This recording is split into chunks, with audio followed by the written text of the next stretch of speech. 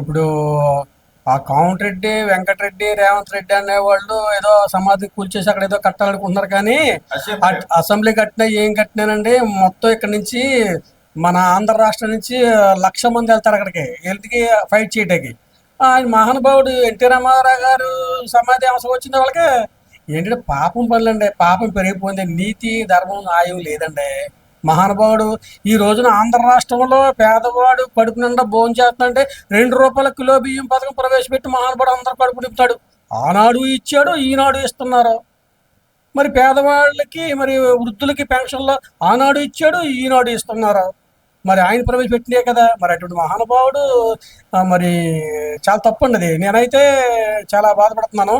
ఇదే కనుక జరిగితే ఆంధ్ర రాష్ట్రమే కాదు, మొత్తం భారతదేశం నుంచి అందరూ కూడా ఎక్కడెక్కడ ఇతర దేశాల్లో ఉన్నటువంటి అమెరికా కానీ, స్విట్జర్లాండ్ కానీ, భూటాన్, ఆస్ట్రేలియా, టిబెట్ ఎక్కడున్నా సరే అందరూ కూడా ఆంధ్రలో వచ్చి వాళ్ళ కోటమిరెడ్డిని, రేవంత్ రెడ్డిని, ఏ రెడ్డి అయినా సరే వదిలిపెట్టే ప్రసక్తి ఉన్నదండి. ఇది చాలా తప్పు.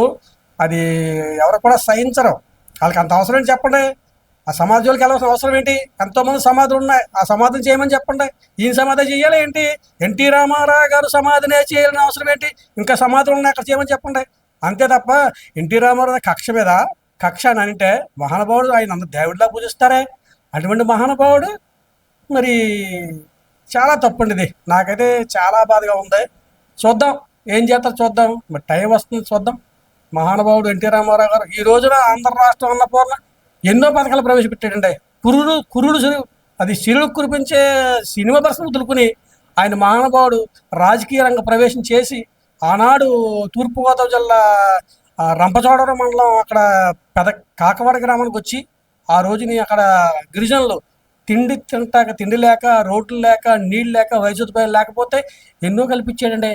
రోడ్లు వేసాడు మహానుభావుడు, స్కూల్స్ కట్టాడు, బిల్డింగ్లు కట్టాడు, హాస్పిటల్ కట్టాడు. పేదవాడు కడుపు నిండా భోజనం చేయడానికి ₹2 కిలో బియ్యం పెట్టాడు. మహిళలకు రిజర్వేషన్ కల్పించాడు. మరి తల్లిదండ్రులు ముసలు అయిపోయి అనాథలుగా ఉంటుంటే ఎవరు చూడకపోతే వాళ్ళకి పెన్షన్లు ఇచ్చాడు, వితంతు పెన్షన్లు ఇచ్చాడు, వృద్ధా పెన్షన్లు ఇచ్చాడు.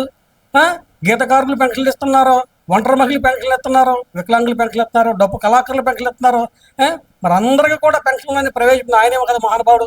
దాన్ని ఇప్పుడు మన ఈ చంద్రబాబు నాయుడు గారు అలాగా కాలక్షేపం చేస్తూ ఆయన ఆయన చేస్తున్నాడు. ఆయన మరి ఎన్టీ రామారావు ఆశయాల మేరకు చంద్రబాబు కష్టపడుతున్నాడు, ఆంధ్ర రాష్ట్రంలో ఆయన చేస్తున్నాడు.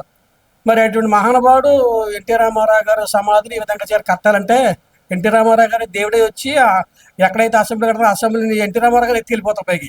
అది అంతే తప్ప మనం చేసేది ఇంకేం లేదు. జాతీయం మనం అందరూ కూడా ఆలోచించి అలా చూస్తూ ఉండాలి, అంతే. ఇంకేం చేస్తాం.